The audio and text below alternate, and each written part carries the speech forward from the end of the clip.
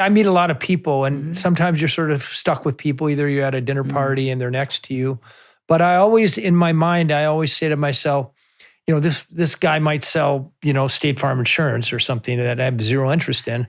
But I say to myself, there's something interesting about this guy, and I'll dig until he tells me. I'd like to tell you a brief story. I happened to be invited to, this is going to sound braggy, but it's the truth. I happened to be invited to Buckingham Palace, and I got seated next to this woman who was incandescently interesting.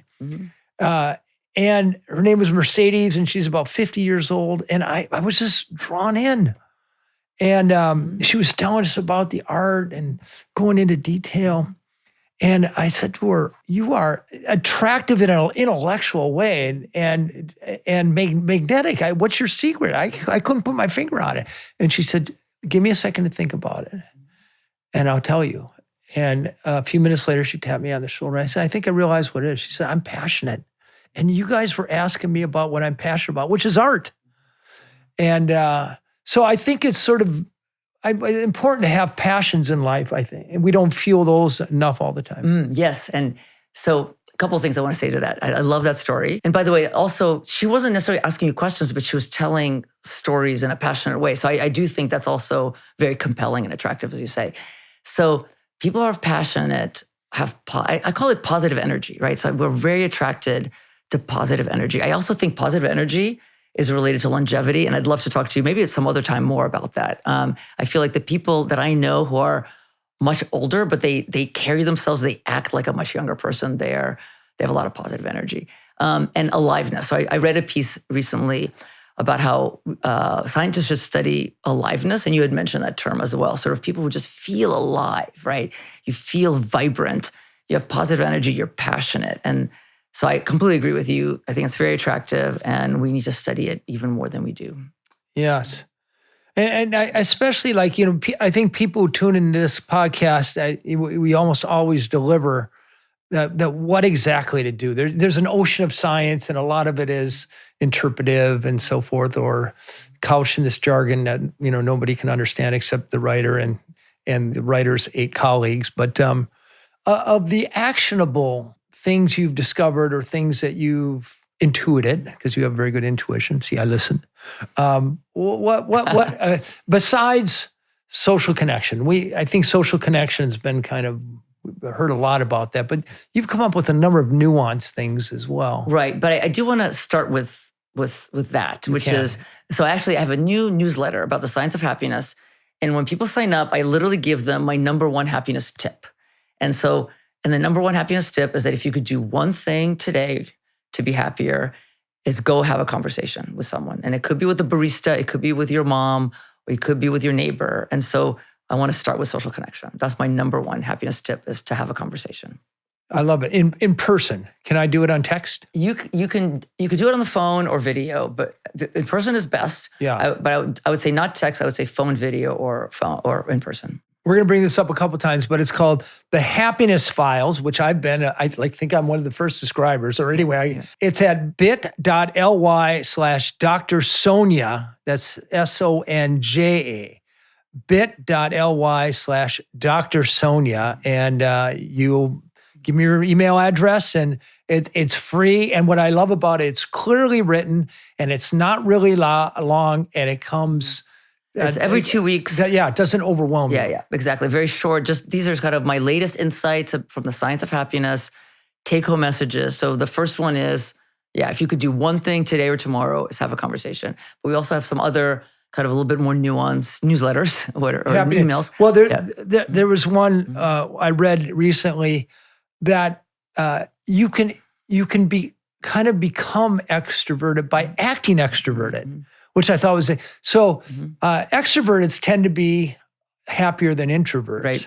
But if you're born an introvert, well, what do you do? Well, it turns out you can act more extroverted. So we did a study for 1 week.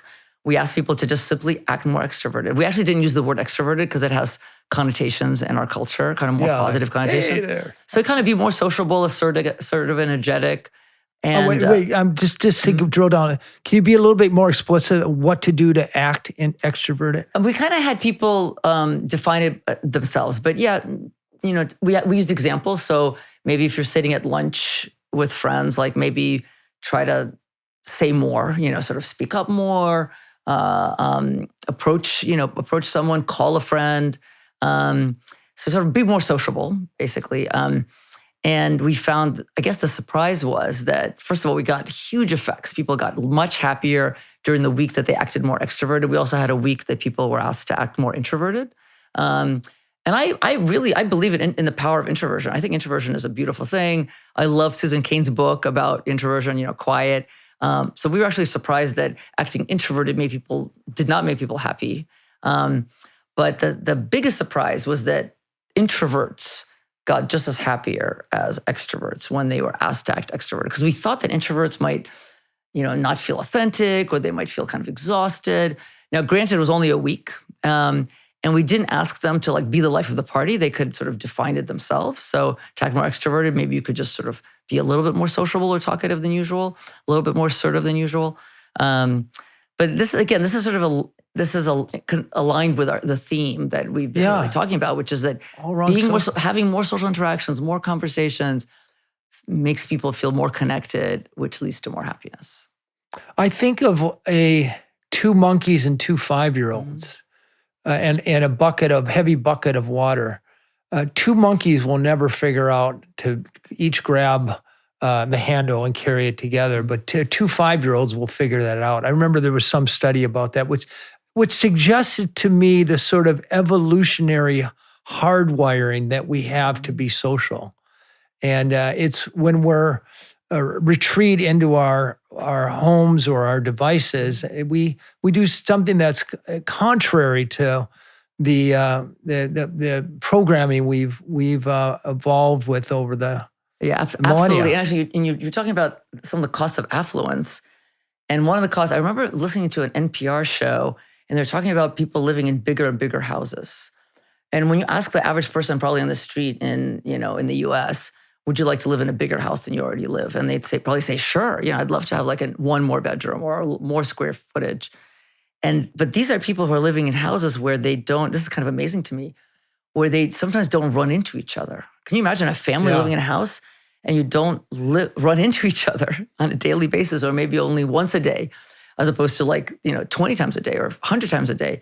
Now, I'm not advocating that my dad once in the Soviet Union told me his family and other families, I think it was 18 people lived in one room.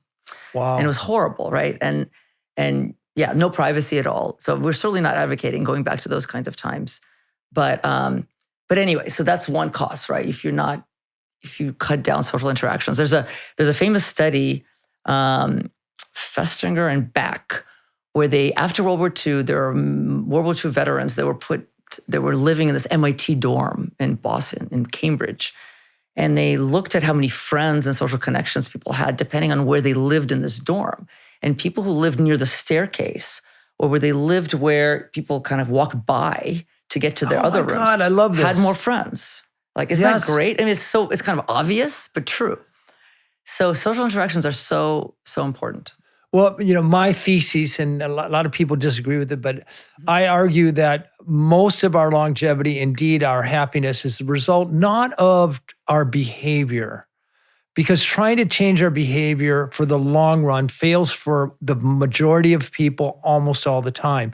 But you can reshape your environment so you're nudged into more physical activity, more social activity. And you think of people who live in a soulless suburb who the only time they can bump into a neighbor is to trespass on their yard or walk in the street or drive to the mall. Whereas if you live in a connected, I live in the southern tip of Miami, and we have beaches full of people all the time. And every time I go to the beach, I bump into people. And every time I walk down the street, I live on a walkable street, I bump into people. And it's not every day, but a few times a week, it starts a conversation. And then once in a while, that conversation blooms into, well, let's get coffee. And then 4 or 5 of those let's get coffee blooms into, well, let's go biking together. And all of a sudden, the number of friends I have, and it's wholly the result of where I live. Yeah, absolutely. But not everyone can live in, I mean, hopefully we can structure more environments like that. But even if you don't live in a place like that, like I love parties. So have more parties, go to a party once a week. And if everyone takes turns, having some kind of social gathering, and maybe it's a regular thing, like, or have open houses. Happiness Files party. Yeah. We'll all come over to your house. Yeah. I have parties. I've been to one of your parties. It's a blast. I mean, I love parties. In fact, I have a student and a colleague who we're planning to write a paper about parties, a scholarly paper. I love it. And the idea is that, like, we think parties are like a microcosm of life. Almost everything that happens in life happens in parties, right? There's friendship, there's status, there's belonging, there's rejection, there's intimacy, there's sex, there's surprise, there's joy, there's jealousy, there's everything. Like in your parties. Yeah. So it's a microcosm of life itself. I love parties, and of course that's where the social interaction happens. So if you like that clip, there's a lot more where that came from. So hit the like button, subscribe to the channel, ring the bell so you won't miss our new videos as they come out each week.